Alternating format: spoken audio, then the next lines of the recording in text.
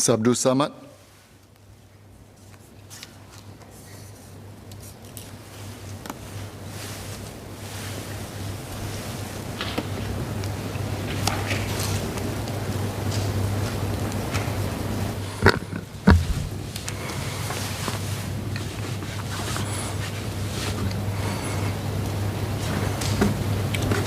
Speaker, sir, this bill is one that is close to my heart, as I have been in this industry alongside the workers since 1995.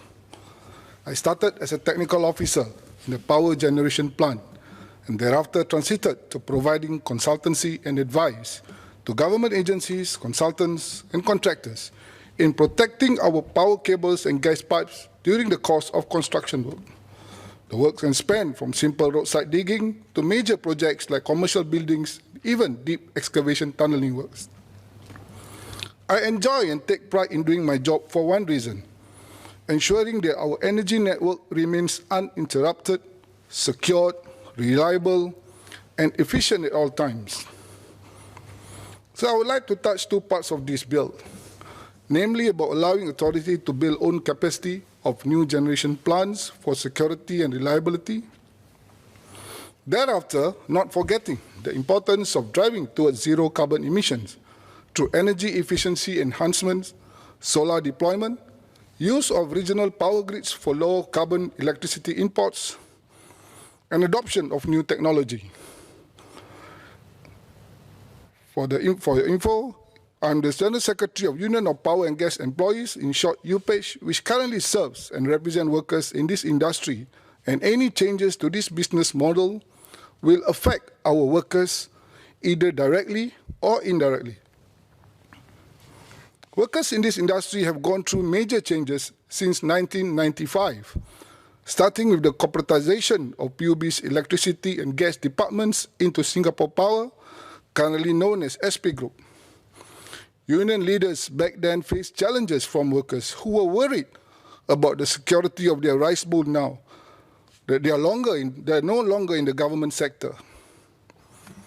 Moving forward to the late 2000s, when our big generation companies were sold to foreign investors, many workers became more agitated and anxious. The founding UPEG leaders has to walk the ground to hear them and give assurance that their concerns have been heard at the highest level. This was possible because our leaders back then were closely engaged by government leaders on the rationale for the changes in the energy business landscape. That laid the foundation for the strong bipartite relationship between UPEG and the Energy Market Authority has until today. From my earlier exchanges with management of generation companies, they have relayed to me some observations and concern with this bill. The first of which is the longevity of the power generation companies in Singapore and the long-term employment viability for their employees. These companies currently employ more than 1,000 workers, and changes to the energy bill will have an impact on them. A fundamental principle of the electricity market has been the segregation of contestable and non-contestable business segments, with EMA as the regulator to oversee the industry. A vibrant, balanced, and competitive market is essential to encourage continued investment and renewal of old assets, and to provide adequate drivers to adopt new technology and improve efficiency. This would translate to the training and upskilling of GenCo workers, ensuring that their long-term employment can create exciting opportunities for new entrants.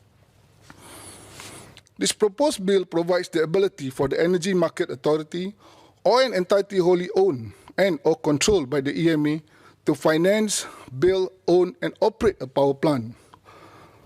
The industry players are concerned that a direct intervention by EMA in the Singapore power market may signal a market failure to the investors that have already gone through a sustained period of losses.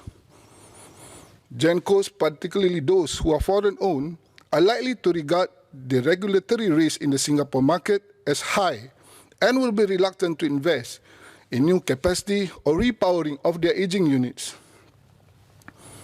In light of this, the appeal is for EMA to observe the power market for a few more years to understand if the recovery is sustained and whether private developers are investing in new capacity or repowering their aging units.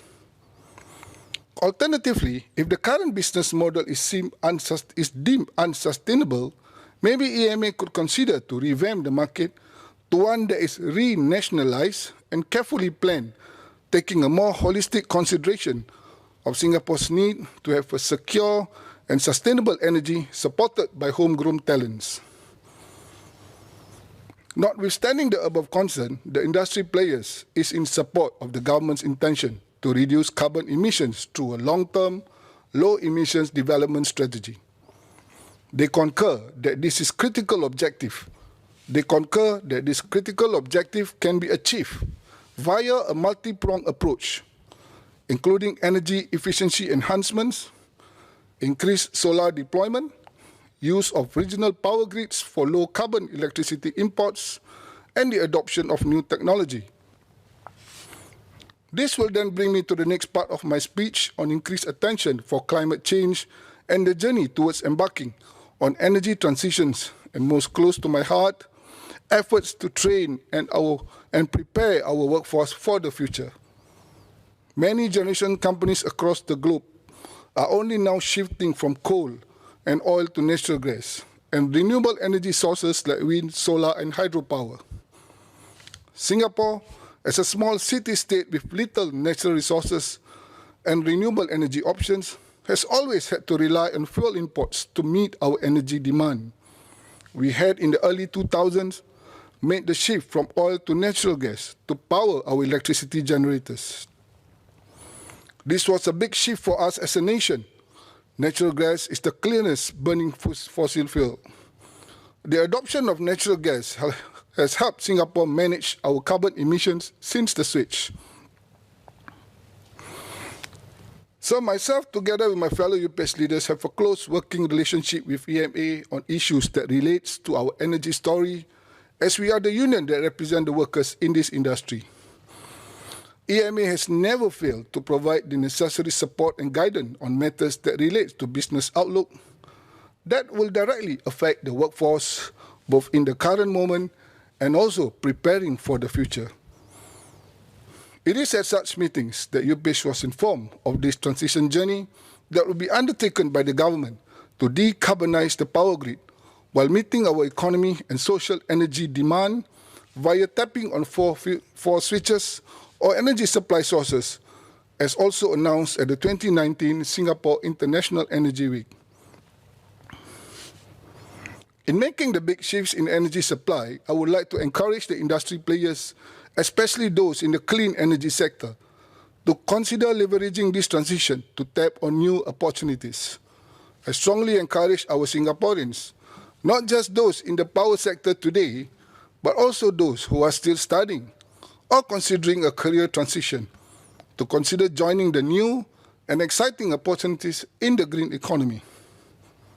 NTUC and our Employment and Employability Institute are contributing to this national effort by working with the Sustainable Energy Association of Singapore to increase workforce supply and redesign jobs in the solar industry to meet future demand. Closer to me, I would like to share that I'm blessed and grateful to be an employee of SP Group, as we always believe in training our workers, not just for increasing the productivity level, but also learning new skills for the future. With this energy transition in mind, UPH and SP Group management has started on a journey called Fusion, which means future skills in everyone, back in January 2018.